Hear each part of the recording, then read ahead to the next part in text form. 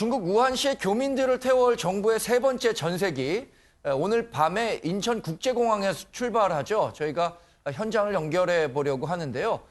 현장에 정주영 기자, 지금 분위기 좀 전해주시죠. 네, 전세기는 오늘 밤 8시 45분 이곳 인천공항에서 출발합니다. 이제 이륙까지 3시간 남짓 남았는데요. 지난달 30일과 31일에 이어 어느덧 세 번째 전세기입니다. 3차 전세기는 의사 등 8명으로 구성된 의료팀과 외교부 신속대응팀, 대한항공 승무원 등을 태우고 자정쯤 우한에 도착할 예정입니다. 이번에 들어오는 우한 교민은 170여 명으로 예상되는데요. 1차와 2차 전세기를 합쳐 모두 870여 명이 귀국하게 됩니다. 특히 3차 전세기엔 교민은 물론 배우자와 부모, 자녀 등 중국 국적의 직계 가족도 탑승합니다. 중국인 가족은 전세기에 탈 수 없다던 중국 당국이 방침을 바꿨기 때문입니다. 정부는 서류를 통해 가족 관계를 확인하는 절차가 추가돼 우한 현지 탑승 수속에 1, 2차보다 많은 시간이 걸릴 것으로 내다봤습니다. 전세기는 중국 측과 우리 측에 두 차례 검역을 마치는 대로 우한을 떠나 내일 김포공항으로 들어올 예정입니다.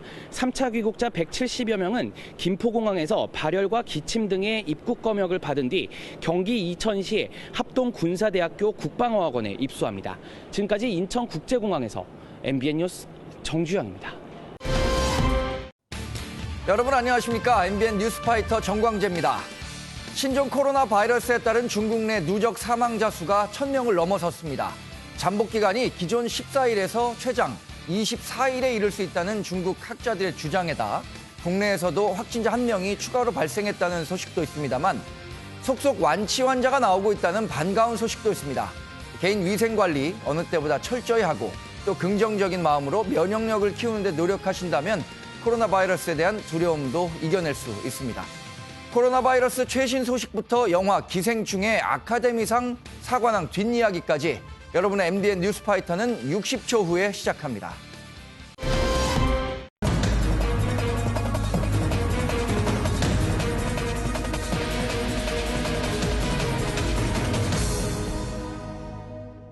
중국에서와 달리 우리나라에서는 코로나 바이러스 확진 환자가 잠시 주춤하는가 싶었는데 확진자 1명이 추가로 나왔습니다. 그래서 이제 28번째 확진자가 나온 셈이죠.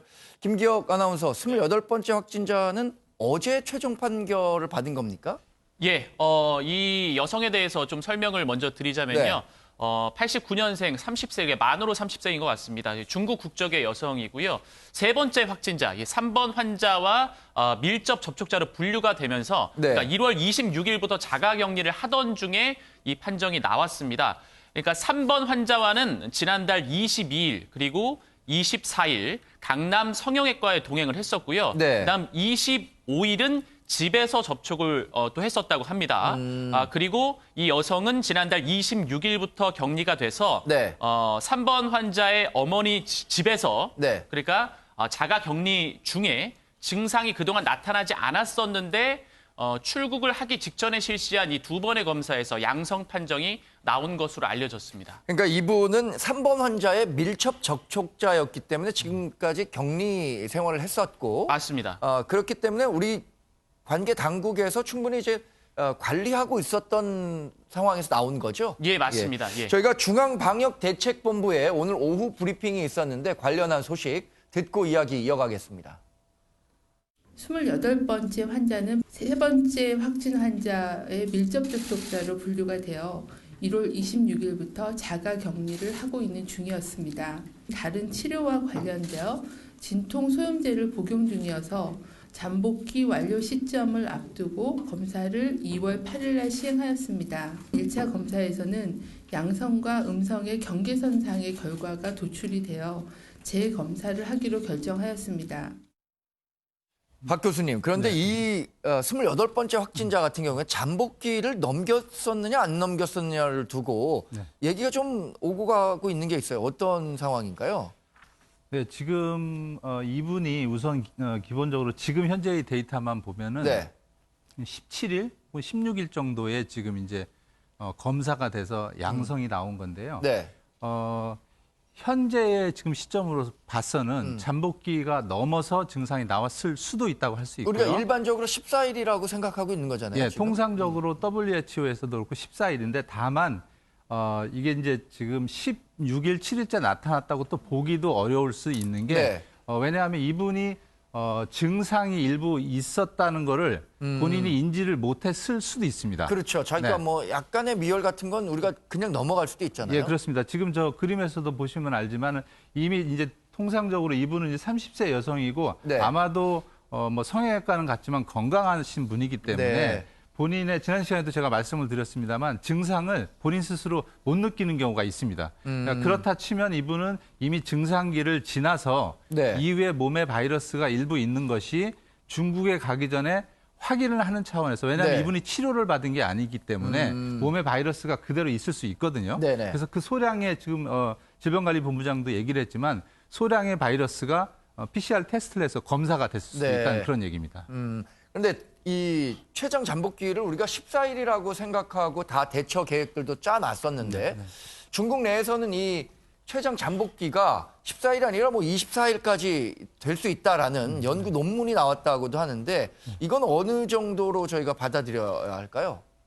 그래서 그 논문도 질병관리본부에서도 얘기를 했었고 저도 이제 확인을 해보니까 예. 이 현재 지금 이 24일이라는 이 논문 자체가 이제 논문을 써보신 분을 얘기하면 쉽게 얘기하면 논문이 초고입니다. 초고라는 건 뭐냐면 원고가 아직 이제 확정이 돼서 이른바 피어 리뷰라고 하는데 다른 네. 학자들이 이걸 검증을 해야 되는데 이 검증이 된 상태가 아니라는 점 우선 말씀을 네. 드리고요. 그다음에 여기서 보신 것도 있지만 이 원고를 쓰신 분이 한계점, 원고의 리미테이션이라는 것 중에 보면 그 환자가 24일이 된 환자가 중간에 다른 사람을 접촉할 수도 있다라는 얘기를 써놨습니다. 그래서 네. 현재 이분이 24일 날 실제로 된 다음에 증상이 나타났는지 아니면 중간에 다른 사람을 또 만나서 증상이 됐는지 확인이 안 됐기 때문에 네. 근데 우선적으로 지금 사회자님 말씀하신 것처럼 24일이 될 가능성도 있기 때문에 중요한 것은 좀 이런 걸 챙겨보고 격리에도 좀 더 보수적으로 할 필요성도 있는 건 사실입니다. 제가 초반에 말씀드렸습니다만 반가운 소식도 있죠. 완치 환자가 속속 나오고 있다는 건데 이번에는 굉장히 짧은 기간 안에 완치를 해서 퇴원 판정을 받는 그런 환자도 있었다고 하는데 이 사람 같은 경우는 어떤 특징이 있습니까? 우선 지금 보니까 이분을 25세 남성이고요. 네. 이게 제일 중요한 것 중에 하나가 네. 이제 면역력이 어느 정도이냐, 그다음에 본인이 원래 이제 기저질환, 이런 다른 병이 있느냐, 그다음에 이제 바이러스 그러니까 다른 환자와 접촉을 할 때 노출량이 얼마나 됐는지인데 네. 이분은 기본적으로 건강하시고 또 면역성도 좋으셨던 분이기 때문에 네. 그래서 이제 이 바이러스가 이런 게 침투하게 되면 건강하신 분이 덜 걸리고 치료도 빨리 될 수가 있기 때문에 평소에 우리가 이제 운동도 많이 하고 면역성을 기르고 오는 게 좋고요. 특히 아까 우리 사회자님이 말씀을 하셨지만 네. 이게 많이 웃고 예. 긍정적으로 생각을 하면 실제적으로도 면역성이 강화된다는 거 이미 학계에서도 이미 인정이 돼 있는 그렇죠. 이 상황입니다. 면역력을 평소에 키우려는 노력들이 굉장히 필요한 것 같아요. 그렇습니다. 그래서 운동도 많이 하는 것도 중요하지만 생각도 건전하게 하는 게 우리 일반 사회역학에서는 네. 긍정적인 사고를 갖는 사람과 그렇지 않은 사람이 감기를 침투해서 낫거나 하는 확률이 30% 이상 현저하게 높다는 거기 때문에 이번 바이러스도 평소에 이런 생각을 하면은 도움이 많이 될 것 같습니다. 누군가 이 즐거워서 웃는 게 아니라 웃어서 즐거운 거다 이런 얘기를 하는데 평소에도 좀 웃는 습관을 좀 많이 들여야겠어요. 그럼 면역력도 높아지게. 네, 김기영 아나운서. 네. 우리나라 지금 교민, 우한에 남아있는 교민들이 일부 있는데 이분들을 모셔오기 위한 전세기, 세 번째 전세기가 오늘 우한으로 간다고요? 예, 맞습니다. 인천공항에서 출발을 해서 네. 아마도 이제 내일쯤에 김포공항으로 들어올 것 같습니다. 일단 3차 이 전세기를 타고 들어오는 우한 교민의 경우 한 170여 명, 그 네. 기존보다 신청자가 이제 늘어난 상황이었잖아요. 네. 근데 아무래도 2차 전세기, 그 전에 전세기를 보낼 때와 마찬가지로 아마 출발하기 전까지 계속해서 신청자를 받는 것 같습니다. 그래서 우한에 계신 교민들 중에서 지금이라도 또 고민하시는 분들이 계실 텐데 지금도 아마 신청이 가능한 것으로 네. 알려져 있습니다. 근데 교수님, 거기에서 이제 우리 교민 가운데 3명은 확진 판정을 받았잖아요. 예, 어제 뭐 그런 소식이 나왔었는데 그러면 그분들을 같은 비행기로 모셔오진 못할 거잖아요. 현지에서 치료는 어떻게 이루어질까요? 예, 저 동일하고요. 아까 우리 중앙수습 네. 대책본부에서도 밝혔지만 기존의 환자는 이제 실어서 오실 수가 없는 상황이기 네. 때문에 동일하게 아마 이제 중국에서도 어쨌거나 지금 거기서 치료하는 반들이 우리 국적의 소유자거나 아니면 우리 국적의 소유자의 가족이나 이런 거기 때문에 네네. 뭐 엄청난 특별한 치료는 아니지만 우리나라에서도 지금 하는 것도 있지만 기존 치료제가 이제 메르스 관련 치료제가 있고 네. 항바이러스제가 있고 최근에 보면 이제 말라리아 치료제라고 이 바이러스 코로나 바이러스라는 게 전문적이긴 하지만 RNA 바이러스라고 해서 네. 그 비슷한 형제들끼리입니다. 그래서 여기에 맞는 약은 여기에도 어느 정도 효과가 지금 있는 것으로 보이기 때문에 네. 그런 치료제 그다음에 열이 나거나 열 나면 이제 기존의 이제 대증요법이라고 해서 그런 기존 치료와 이번에 이제 항생제나 다른 치료를 통해서 아마 할 것으로 보고 지금 현재 큰 기저질환이 없으면 뭐 건강에는 큰 문제가 없지 않을까 그렇게 생각합니다. 완치 환자들에 대한 데이터들도 속속 이제 축적이 될 거잖아요. 네, 그것을 그렇습니다. 이제 확진자에게 적용하면서 이제 치료법을 찾아가는 과정 이런 네. 건 어떻게 예상하십니까? 지금 이미 현재 우리나라에서도 이제 28명의 뭐 좋은 일은 아니지만 환자가 있기 때문에 환자에 대한 데이터가 지금 계속 쌓이고 있고요. 네. 그중에서 이제 연령별, 기저질환별, 그다음에 지금 치료약 투입된 게 이미 다 집계가 되고 있습니다. 그렇죠. 예. 그래서 이런 내용이 우리 WHO 세계보건기구를 통해서 다른 나라와 공유도 되고 네. 그중에서 효과가 있는 것들은 계속적으로 치료가 되기 때문에 이게 이제 병합이 되면 좀 시간은 걸리겠지만 치료제로 나올 수 있을 거라고 생각합니다. 네. 중국 우한시의 교민들을 태워올 정부의 세 번째 전세기 오늘 밤에 인천국제공항에서 출발하죠. 저희가 현장을 연결해 보려고 하는데요. 현장에 정주영 기자, 지금 분위기 좀 전해주시죠. 네, 전세기는 오늘 밤 8시 45분 이곳 인천공항에서 출발합니다. 이제 이륙까지 3시간 남짓 남았는데요. 지난달 30일과 31일에 이어 어느덧 세 번째 전세기입니다. 3차 전세기는 의사 등 8명으로 구성된 의료팀과 외교부 신속대응팀, 대한항공 승무원 등을 태우고 자정쯤 우한에 도착할 예정입니다. 이번에 들어오는 우한교민은 170여 명으로 예상되는데요. 1차와 2차 전세기를 합쳐 모두 870여 명이 귀국하게 됩니다. 특히 3차 전세기엔 교민은 물론 배우자와 부모, 자녀 등 중국 국적의 직계 가족도 탑승합니다. 중국인 가족은 전세기에 탈 수 없다던 중국 당국이 방침을 바꿨기 때문입니다. 정부는 서류를 통해 가족 관계를 확인하는 절차가 추가돼 우한 현지 탑승 수속에 1, 2차보다 많은 시간이 걸릴 것으로 내다봤습니다. 전세기는 중국 측과 우리 측에 두 차례 검역을 마치는 대로 우한을 떠나 내일 김포공항으로 들어올 예정입니다. 3차 귀국자 170여 명은 김포공항에서 발열과 기침 등의 입국 검역을 받은 뒤 경기 이천시의 합동군사대학교 국방어학원에 입소합니다. 지금까지 인천국제공항에서 MBN 뉴스 정주영입니다. 추미애 법무부 장관이죠. 지난번에 울산시장 선거 개입 사건에 대한 공소장을 공개하지 않기로 해서 논란을 키웠었는데 오늘 관련한 내용을 발표를 했습니다. 저희가 준비한 자료 화면 한번 보시고 이야기를 이어가죠. 전체가 공개될 경우에 나머지 피의자 신분인 분들에게 미리 끼칠 수 있는 그런 헌법적 가치에 대한 침해 이런 걸 고려해야 되는 것이고요.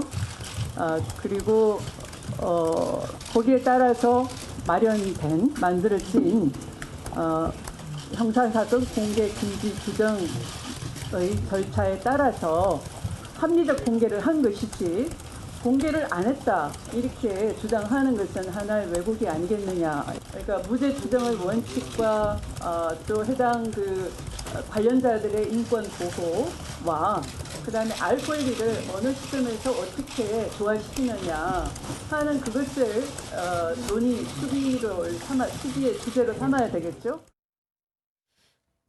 공소장 비공개의 배경에 대해서 추미애 법무장관이 설명을 했죠. 공소장 일본주의라고 좀 어려운 생소한 용어이긴 합니다만 김욱 평론가께서는 어떻게 보셨어요? 공소장 비공개하기로 했지만 결국에는 뭐 공개하다시피 된 거고 그 언론의 취재에 의해서 이번에 왜 비공개로 했다고 했는데 그 말에 어느 정도 설득력이 있다고 보십니까?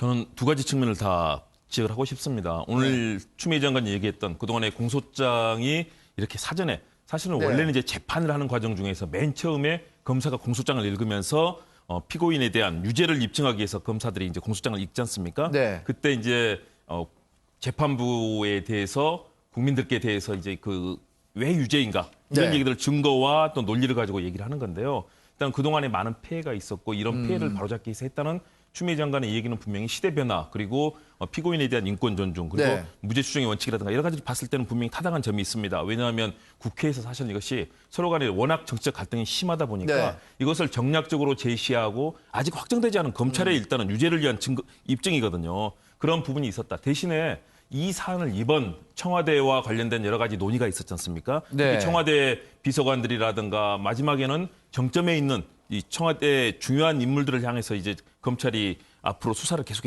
해나가는 거고요. 네. 그런 측면에서 이번 사안을 가지고 이 공소장에 대한 계획을 하는 계기로 삼는다는 것은 사실은 저는 잘못된 판단이었다고 봅니다. 그러나 추미애 장관이 이제 이것은 본인이 정책 책임을 지겠다라고 네. 얘기했는데요. 일단 타당한 측면도 있지만 이번 사안부터 적용하는 거 그리고 또 검찰과 이것이 갈등으로 계속 되고 있는 상황은 네. 그렇게 바람직하지는 않은 상황으로 전개가 되고 되어왔다고 봅니다. 근데 저희가 이제 자료를 찾아보니 공소장은 노무현 정부 때부터 15년 넘게 공개해왔다. 국회법상 자료 제출을 요구받은 정부와 행정기관은 10일 이내에 제출해야 한다라는 국회법 규정이 있다고 해서 이제 야권에서는 아마 추미애 장관에 대해서 이런 걸 근거로 공격을 하고 있는 것 같은데 정치적 책임을 지겠다는 부분에 대해서는 권상희 평론가는 어떻게 평가하십니까? 일단 저는 이 노무현 정부 때부터 했다는 건 참여정부 2005년부터 시작된 거 아니에요? 네. 이 공소장 공개된 거.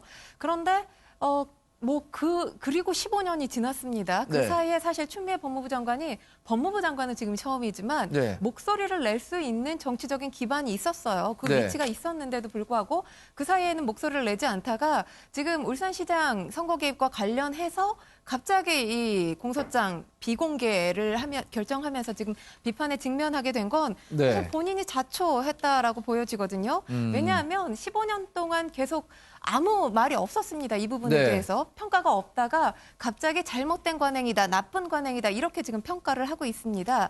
근데 이 부분도 지금 계속 검찰 개혁과 관계해서 지금 추미애 장관이 내세우고 있는 프레임이 네. 인권 침해라는 프레임이거든요. 이것도 이 공소장이 공개될 경우 인권 침해 위험이 있다. 지금 이런 이유로 비공개를 결정했다고 하는데 그걸 너무 광범위하게 지금 남용하고 있는 게 아닌가라는 생각이 들고요. 네. 그리고 지금 노무현 정부와 사실 지금 현재 문재인 정부 뗄래야 뗄 수 없는 관계 예. 아닙니까? 근데 노무현 정부 때 결정한 사항을 계속 15년 동안 유지하다가 지금 뭐 반대하는 거나 다름없습니다. 그런 건 사실 참여정부 때의 어떤 정책적인 기반 일부를 본인이 지금 부인하고 있는, 부정하고 네. 있는 거라고 해석할 수도 있고요. 그리고 이게 하필 뭐 글쎄요, 오비 일학이라고 표현하면 좀 그럴 수도 있겠지만 이 지금 현 정권 강한 권력에 대한 수사가 이루어지고 나서 지금 공소장 비공개가 결정이 됐기 때문에 이 역시 여러 가지 의혹이 제기될 수밖에 없거든요. 이 의혹을 추미애 장관이 스스로 만들고 지금 기자회견을 통해서 스스로 또 해명하는 자리를 갖는 게 아닌가라는 네. 생각이 들어서 상당히 아쉽습니다. 이것과 관련해서는 그래서 이제 민주당 내에서도 일부 추미애 장관의 비공개 방침이 좀 잘못된 것 아니었냐라는 비판적인 목소리도 있고 정부 정책광상 궤를 과시해왔던 정의당 심상정 대표도 여기에 대해서 비판적 목소리를 냈어요. 물론 뭐 야당에서는 더 높게 비판하면서 이거 탄핵감이다 이런 얘기까지 하고 있거든요. 이 공소장 내용을 계기로 이런 정치적 쟁점화에 된 것에 대해서는 어떤 평가를 내리십니까?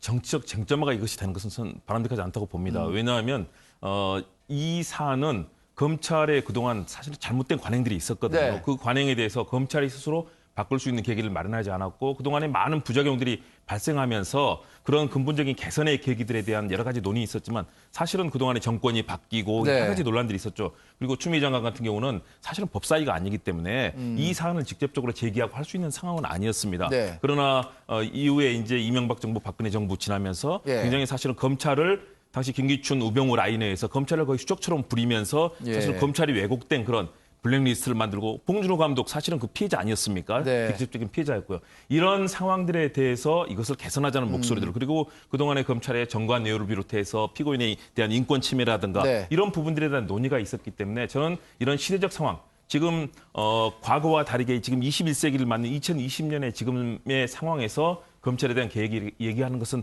맞는데 네. 이것을 저는 추미애 장관이 이번 사안 왜냐하면 청와대에 대해서 여러 가지 검찰 수사가 지금 진행되고 있는 것 아니겠습니까? 네, 네, 여러 네. 명의 비서관에 대해서도 이미 기소가 됐습니다. 네, 네. 이런 상황에서 공소장을 공개하지 않는 네. 것들 이번 사안에 적용하다 보니까 그런 불필요한 오해를 낳았다. 그런 측면에서 그러니까- 개혁의 흐름은 가야 네. 되는 부분들은 분명히 있고요. 그러나 이것들이 정치적 논란으로 비화되는 것들은 바람직하지 않다. 지난번에 이제 그 피의자에 대한 인권을 존중하는 차원에서 공개를 하지 않는다거나 이런 것도 조국 전 법무장관이 첫 번째 케이스가 돼갖고 논란을 키운 적이 있었는데 그런 것들을 좀 다시 보는 것 같아서 좀 안타까운 대목이 있고요. 추 장관이 이렇게 해명을 했습니다만 이게 정치권에서 어떻게 받아들일지 이 내용도 좀 살펴봐야 될 것 같습니다. 금배지가 뭐길래 지금 이렇게 여러 사람들이 갈등 속에서도 고민을 거듭하는 걸까요? 우선 정봉주 전 의원이죠. 정봉주 전 의원이 민주당의 예비 후보 적격 심사를 받았는데 민주당이 부적격 판정을 내렸죠. 뭐 부적격 판정을 내렸고 오늘 굉장히 억울함을 호소했습니다. 기자회견을 했는데 그래서 이게 뭐 당의 결정을 어쩔 수 없이 표면적으로는 수용할 예. 수밖에 없는 상황이 됐죠. 네, 그 내용 한번 들어볼까요? 그러면 정봉주 전 의원이 어떤 얘기를 했는지? 정봉주 전 의원이 한 얘기를 들어본 다음에 저희가 이야기를 하는 게 좋을 것 같습니다. 네. 예. 그러나 저는 민주당 후보로서 부적격이라고 합니다. 원통하고 서러워서 피를 토하며 울부짖고 싶은 심정입니다. 저는 또 이렇게 잘려나갑니다. 저는 더 많은 옵션과 더 많은 선택지가 있기 때문에 수용하는 길도 있을 거고요. 불복하는 길도 있을 거고요. 그리고 또 다른 제3의 길도 있을 거고요. 공관위 결정에 승복하시는 건 아닌 거예요? 양날의 칼입니다. 자, 정봉주 전 의원의 얘기를 좀 들어봤는데 사실 지난번에 이낙연 전 총리가 얘기를 했던가요? 저도 국어깨나 했습니다만 이렇게 얘기를 했습니다만 제가 무슨 얘기를 하는지 모르겠어요. 그래서 부적격 판단을 받아서 자기가 총선 출마를 안 하겠다는 겁니까? 아니면 무소속 출마를 아직도 하겠다는 의지가 살아있다는 겁니까? 저는 포기하는 거라고 봅니다. 네. 왜냐하면 말은 굉장히 수사가 많습니다. 그리고 본인은 억울하다고 생각할 겁니다. 왜냐하면 1심에서 네. 무죄 판결을 받지 않았습니까? 그랬기 때문에 앞으로 또 받을 것이다라는 네. 스스로의 생각을 하고 있을 거고요. 그리고 그동안의 정치를 위해서 사실은 여러 경로를 통해서 열심히 뛰어왔던 그런 과정들이 네네. 있습니다. 억울하긴 할 텐데요. 그런 얘기를 합니다. 상급심에서 무죄 판결을 받아서 이 모함하거나 음해하는 세력이 다시는 발을 붙이지 못하게 하겠다. 다시 말해서 상급심에서 그런 평가를 받는 쪽으로 생각하는 거고요. 총선 승리를 위해서 온 힘을 다하겠다. 저는 이미 정봉주 의원의 그런 여기에 대한 애착들, 정치를 하고 싶은 마음은 있지만 예. 그러나 구체적인 현실에서는 이미 여러 차례 당에서 보류하면서 사실상 나오지 말라고 한 것 아니겠습니까? 그러니까 정봉주 전 의원이 하고 싶은 얘기는 내가 민주당 후보로 나갈 수 없다. 그 사실을 내가 받아들인다. 그러나 민주당에서 이번 총선에서 나에게 어떤 역할을 주지 않는다면 나는 다른 선택을 할 수도 있을 것이다라는 그게 하고 싶은 말 아니었던 저는 건가요? 거기까지는 아니라고 봅니다. 왜냐하면 뭔가를 주게 된다면 사실은 또 다른 논란이 벌어질 수 있거든요. 네. 그렇기 때문에 본인이 사실은 저는 가장 좋은 것은 흔쾌하게 이것을 받아들이고 네. 저는 당을 위해서 백의종군하고 모든 것을 헌신하겠다라고 네. 그런 결정을 하는 것이 좋았는데 본인이 아마 맺힌 게 워낙 많은 것 같습니다. 그동안 했던 발언을 보더라도 그렇거든요. 네. 그런 측면에서 기여할 수 있는 방안에 대해서 본인이 적극적으로 생각을 할 텐데요. 그럼에도 네. 불구하고 사실은 이미 판은 다 기울어졌다. 그리고 그 전에 이렇게 주장했던 문석기 씨라든가 김의겸 전 네네. 대변인 모두 결정하지 않았습니까? 네. 그리고 선당 후사 또 선도 민주당이 후사가 논란이 돼야 되겠죠? 됐던 사람들에 대한 그 결단은 굉장히 빨리 내리고 그 논란이 됐던 사람들도 스스로 굉장히 좀 정치적 결단을 빨리 내려서 논란을 더 키우지 않은 그런 점에선 잘했던 측면이 있었죠. 그만큼 위기의식이 큰 겁니다. 왜냐하면 네. 보수 진영의 통합의 흐름들이 이어지고 있고요. 네. 이로 인해서 만일의 경우 선거를 진다면 문재인 정부의 향후의 국정 동력이 떨어질 수밖에 없기 때문에 네. 지금 당내외의 그런 긴장감이 굉장히 높아지고 있고 결국은 네. 결국은 이해찬 대표의 저는 리더십이 지금 살아있는 과정이 아닌가 판단을 해봅니다. 다른 사람 얘기 하나 해보겠습니다. 태영호 전 북한 영국 공사죠. 우리로 4년 전에 탈북을 해서 이제 귀순을 한 셈인데 지역구 의원에 출마하겠다. 한국당적을 가지고 과거에 조명철 의원이 한국당 전신에서 비례의원 한 적 있습니다만 지역구 의원으로 나오겠다는 파격을 선택한 거에 대해서는 권상희 평론가 어떻게 받아들이셨어요? 일단 상당히 용감한 결정이라고 생각을 합니다. 네. 뭐 이전에 없었던 일이기 때문에 뭐 사상 초유의 일이죠. 그리고 네. 게다가 이 탈북 인사기 때문에 뭐 이 태영호 전 공사 같은 경우는 국민적으로 상당히 유명한 인사이기는 하지만 예. 사실 지역구에 나섰을 때 이게 어떤 지역구가 어울리는지도 아직까지 뭐 결정이 안 된 상태이기도 하고 그런 상황에서 뭐 지역구 싸움에 이 도전장을 내는 네. 건 상당히 용감하고 의미 있다고 보여지고요. 네. 그리고 이 부분을 조금 더 평가를 하자면 지역구에 직접 나서겠다는 건 비례대표보다 더 큰 목소리를 이 선거판에서 미리 내야겠다는 뭐 네. 의도로 보이거든요. 예. 그건 또 다시 말하면 지금 현재 이 문재인 정부 초기부터 대북 정책에 심혈을 기울이지 않았습니까? 네. 근데 심혈을 기울였음에도 불구하고 아직 속의 성과가 보이지 않고 있는 상태입니다. 네. 그렇기 때문에 뭐 이런 이 대북 정책에 대한 심판을 직접 선거 때부터 시작하겠다 이런 의도로 해석될 수도 있을 것 같습니다. 네. 태영호 전 공사가 오늘 출마의 변을 했죠. 국회를 찾았습니다. 어떤 얘기를 했는지를 들어보겠습니다. 21대 국회의원 선거에 도전하겠다는 말씀을 드리기 위해 이 자리에 섰습니다. 저는 대한민국의 그 누구보다 북한 체제와 정권에 대해 깊이 알고 있습니다. 국회 우정활동을 통하여 통일된 대한민국을 만드는 데 저의 모든 신명을 바쳐 이 새로운 도전에 임하겠다고 엄숙히 약속합니다. 비례대표가 아니라 자유한국당의 지역구 후보로 도전할 것입니다.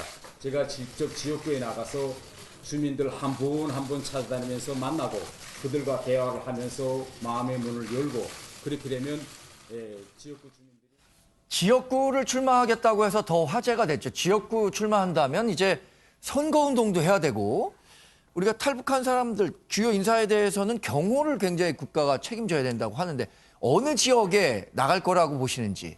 일단은 경호 문제 쉽지 않을 겁니다. 네. 왜냐하면 우리나라에 찬반 양론이 많고요. 특히 탈북자에 대해서 뭐 북한에서도 뭐 여러 가지 유해를 가할 그런 걱정도 있지 않습니까? 네. 그렇다면 아무래도 역시 당선이 좀 용이한 곳으로 일단 할 가능성이 크고요. 네. 그렇다면 강남이라든가 또는 탈북자 단체가 많은 양천이라든가 이런 지역들이 있습니다. 네. 그런 지역에 배치할 가능성이 있고요. 거기는 또 자유한국당이라든가 보수 진영의 그동안 지지가 상당하지 않았습니까? 대신에 저는 좀 분명히 이 공천에 있어서는 상당한 어려움이 있을 거라고 봅니다. 네.